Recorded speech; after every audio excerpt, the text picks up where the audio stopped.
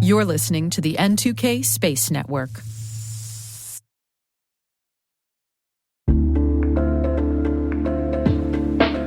And now, a word from our sponsor, SpyCloud, the cybercrime analytics leader. SpyCloud disrupts cybercrime by telling you what criminals know about your business and your customers, so you can take action to prevent ransomware, session hijacking, account takeover, and online fraud.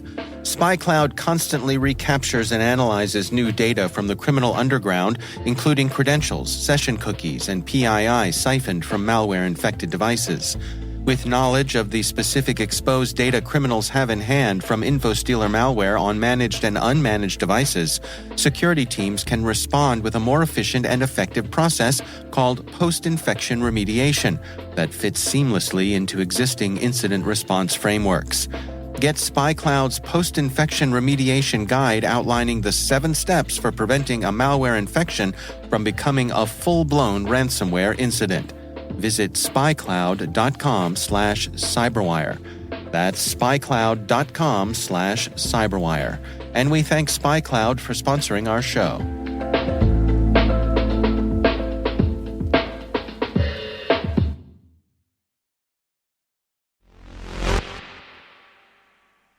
The U.S. federal shutdown has been averted, for now.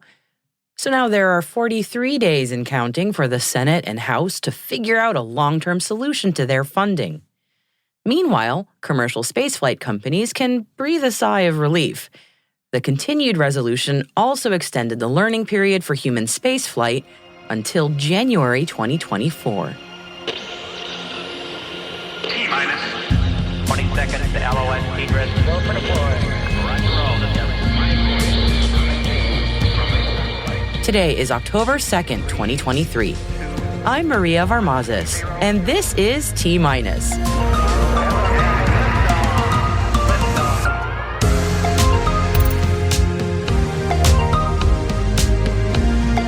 The U.S. continuation resolution extends the learning period for commercial spaceflight companies. The IAC opens in Baku. NASA contracts with SpaceX for weather satellite missions. And our guest today is Tim Franta, Vice President of Development for Starfighters Space, on the future of supersonic flight.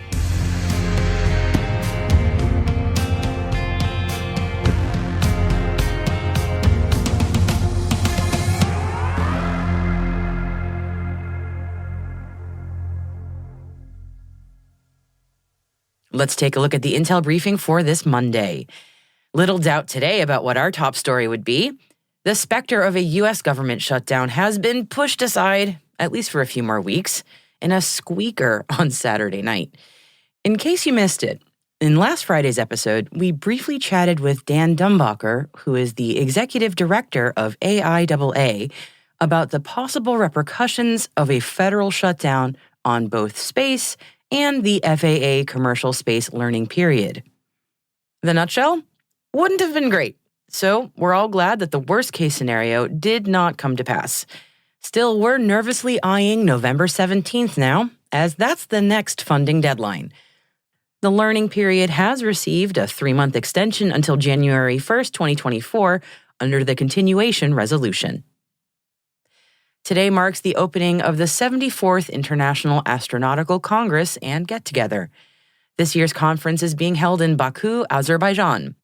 We'll be watching the conference for news and announcements, and we'll bring them to you throughout the week. And if you have news from the conference that you want to share with us, you can email us at space@n2k.com to get featured in the show. On to some news now from NASA, and we're starting with a positive update on the New Horizons mission, which we discussed with Alan Stern on our show last Wednesday.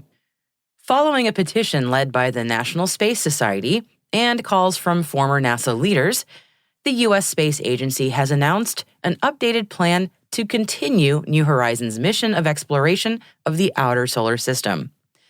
Beginning in fiscal year 2025, New Horizons will focus on gathering unique heliophysics data, which can be readily obtained during an extended, low-activity mode of operations.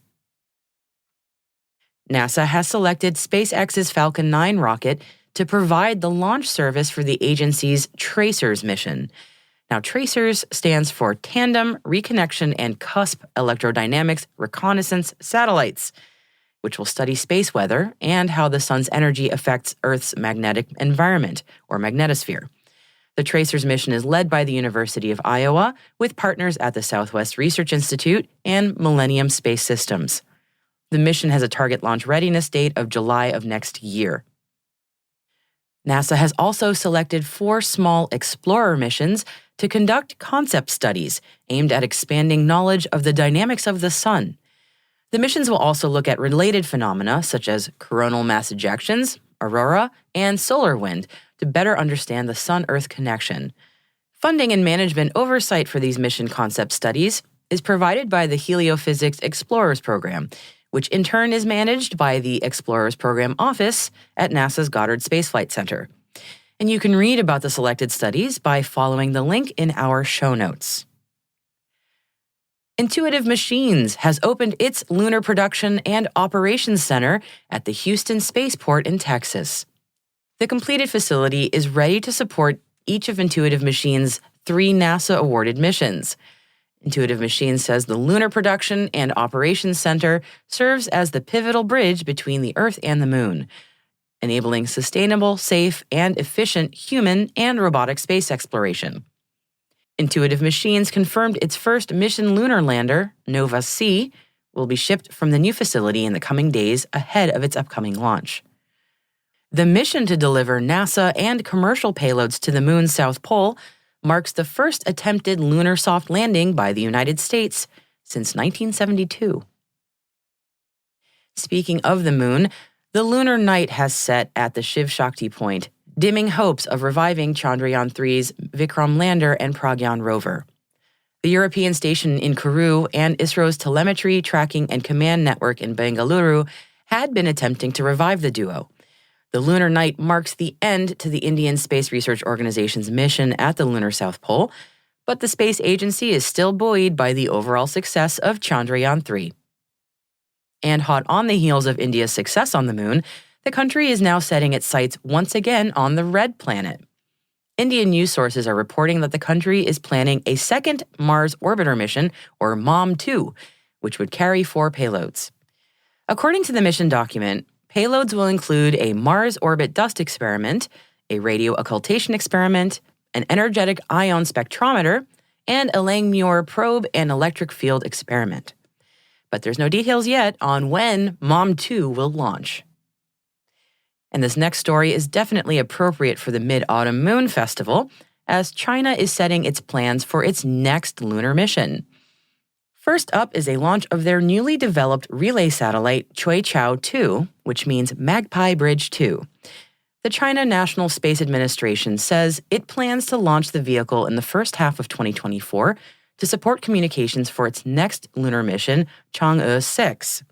That mission will also carry payloads from international partners, including France's Dorn radon detection instrument, the European Space Agency's negative ion detector, Italy's laser retroreflector, and a CubeSat from Pakistan.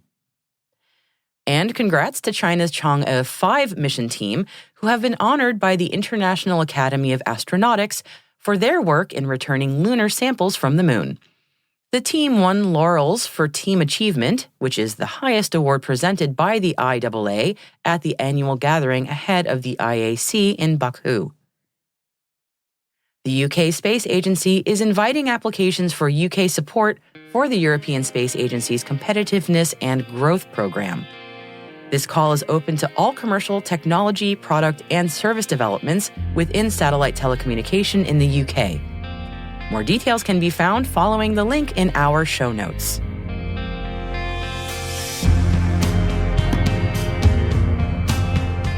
That concludes today's intelligence briefing.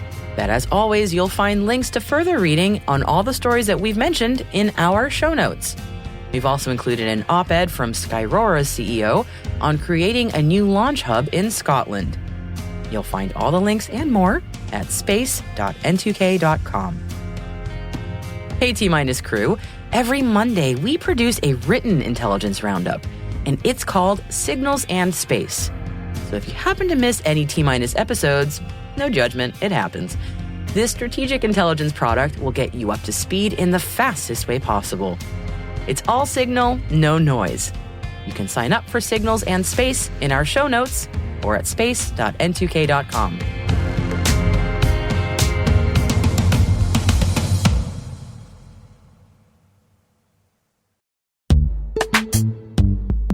This episode is brought to you by Palo Alto Networks, the leader in cybersecurity. As AI-driven attacks increase, organizations can't afford to have network security that's stuck in the past. Discover how Palo Alto Networks can help you predict what's coming and proactively secure against it with a zero-trust, AI-powered network security platform built to secure whatever, whenever, wherever. To learn more, visit paloaltonetworks.com/network security platform.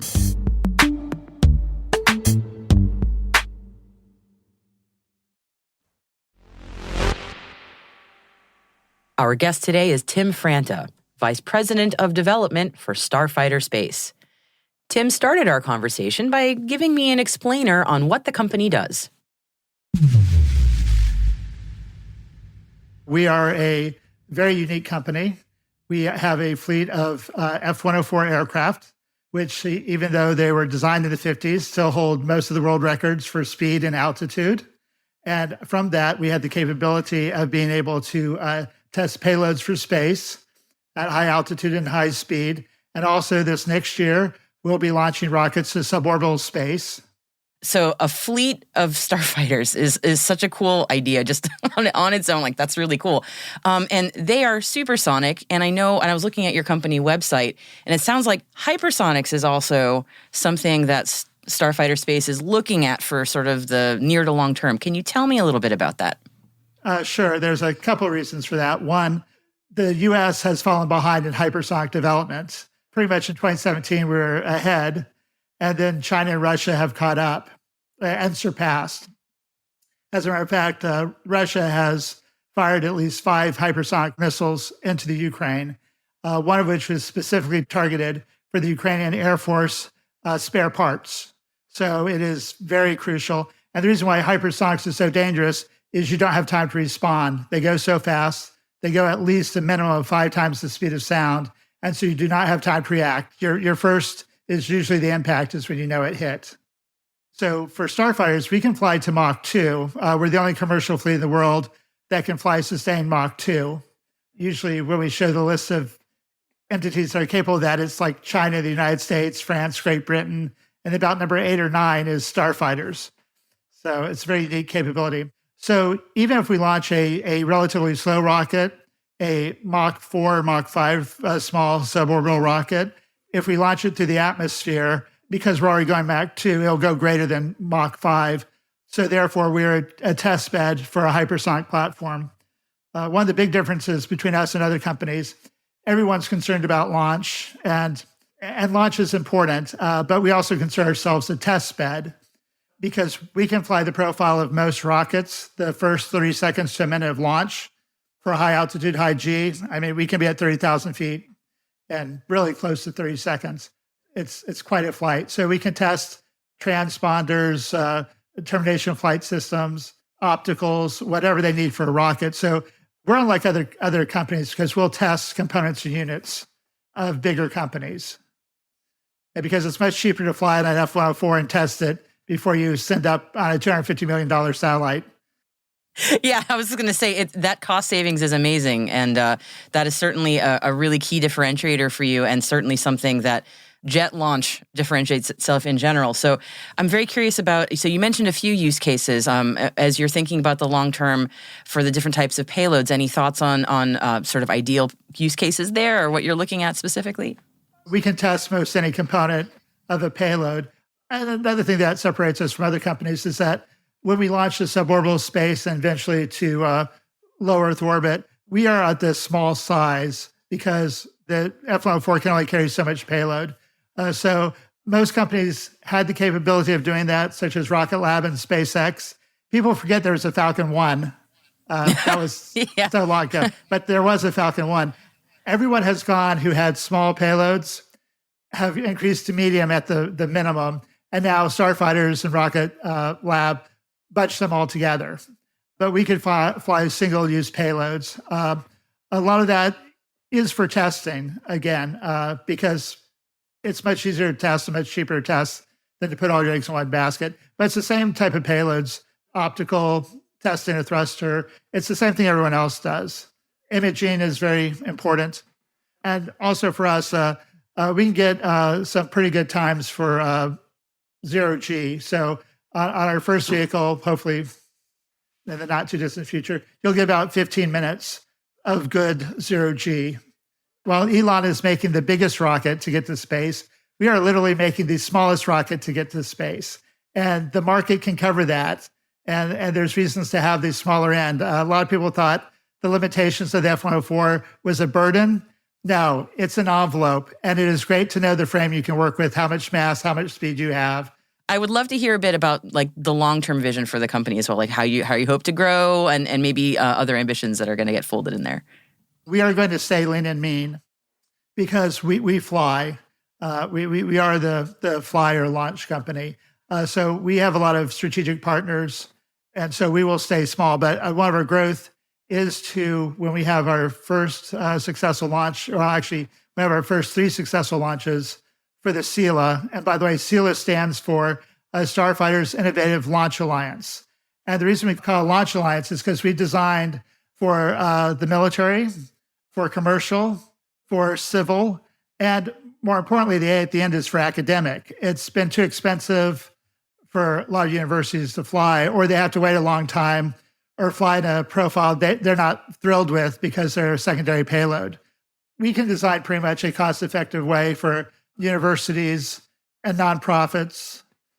And also, we're a very good price for entrepreneurs. So the one thing we'll do to grow is we love that Rocket Lab and SpaceX have created the business model. So we will do economies of scale too. So once we have our first 3 successful launches, we'll order 6 rockets. So we get the economies of scale. And hopefully we'll follow what Elon did. You know, he said, we'll fly once a quarter, we'll fly once a month, we'll fly once a week. Our growth pattern is pretty much the same. Now, one thing about Starfighters, we technically could be able to launch twice a day. That reusable first stage is handy. Yes, extremely. So the other thing with our plans to grow is we're already located at the Kennedy Space Center. And as a matter of fact, when we fill out the FAA paperwork, I just had to write in 3 numbers because launch site, there's like 08-018. And I was done with that part of the application. So the other great thing about us, where we can stay lean and mean, is I can just pick up the phone and order liquid oxygen. I can pick up the phone and order methane. I can pick up the phone and order a specialized crane by being at the Space Center. So it's already, we have huge cost savings just by that capability. We're at the ROV hangar at the old shuttle landing facility. It's now called the Launch and Landing Facility. So we have access to $1 billion facility, and we just pay a $500 landing fee. Not everybody can say that, that's for sure. And there's some huge advantages having one of the world's longest runways, because we only get, if we're at a normal airport, 10,000 feet, we would get about 5 landings on the tires. But because the runway is so long, we just coast and we get about 7 landings on the tires. Nice. It's really neat what you guys are doing. And I love that the phrase lean and mean is coming up a lot, because like it's really nice that you have that vision and that, that you found that sweet spot. And certainly what you all are doing, it makes a lot of sense. So you mentioned the SELA. I would love for our audience to learn a little bit about what that is, if we can give them sort of an intro into that.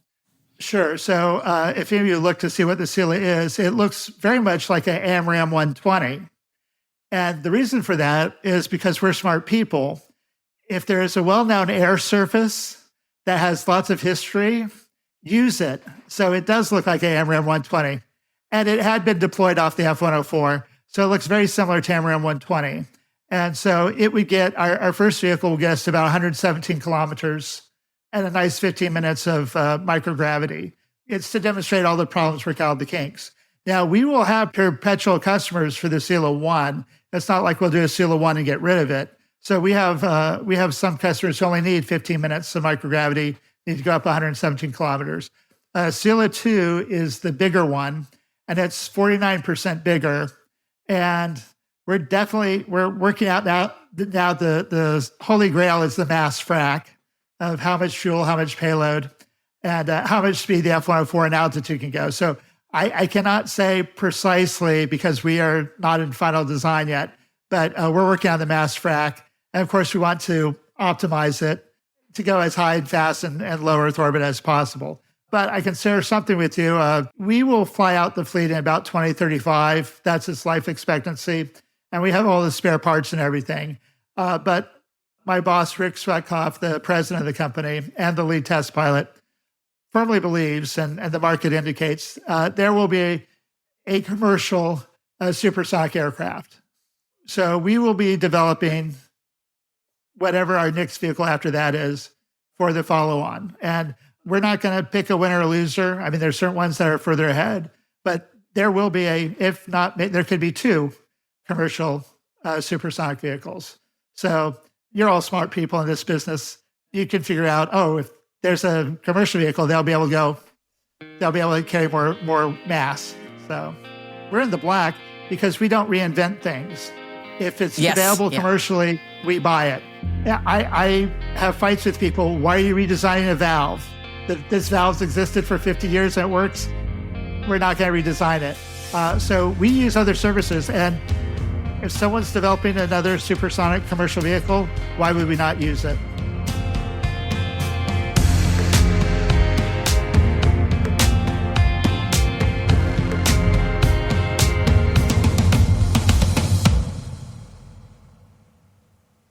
We'll be right back.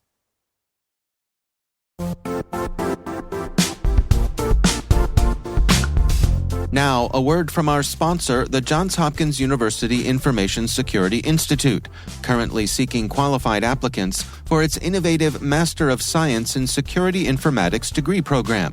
Study alongside world-class interdisciplinary experts and gain unparalleled educational, research, and professional experience in information security and assurance.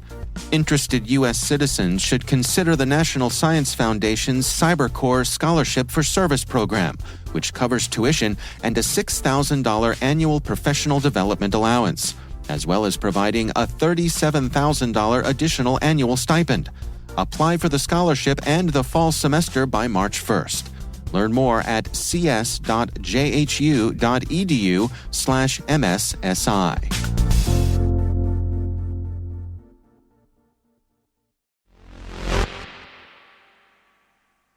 Welcome back.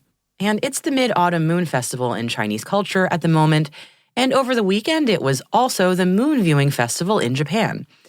So let's take a look at what's going on in Japan in the moment. And, what's that? Giant robots? If you happen to be going to the Japan Mobility Show later this month and have $3 million burning a hole in your pocket, you can place an order for your very own 4.5 meter or 14.8 foot tall human-piloted robot called the Arcax. Built by Tsubame Industries of Tokyo, yes, the Arcax is a real working 3.5-ton mech suit. Yes, there is a cockpit where you can sit and control the whole thing. Yes, you can get in the robot. Not that someone needs a justification to build giant robots in my book, but since people asked, Ryo Yoshida, chief executive of Tsubame Industries, says his mechs could be handy for disaster relief or even space exploration. If you want to imagine this mech on the moon, think less giant leap for a machine and more roving. We are not yet at walk cycles, so no anime-style dramatic leaps for you. Instead, the Arcax is wheeled. But hey, it also has 2 modes, an upright robot mode and a lowered vehicle mode, so you can rove at a respectable for a rover speed of 10 kilometers an hour. Still, let's not bury the lead. It transforms. You could say it's a robot in disguise. And for the mech of your dreams, you can, of course, customize the paint job. Admittedly, it might be a while before we figure out how to get a 3.5-ton mech to the moon. It's kind of heavy. But in the meantime, on Earth, you can choose to make your mech sapphire blue, pearl white, spark red, Atlantis green, or midnight purple. Decisions.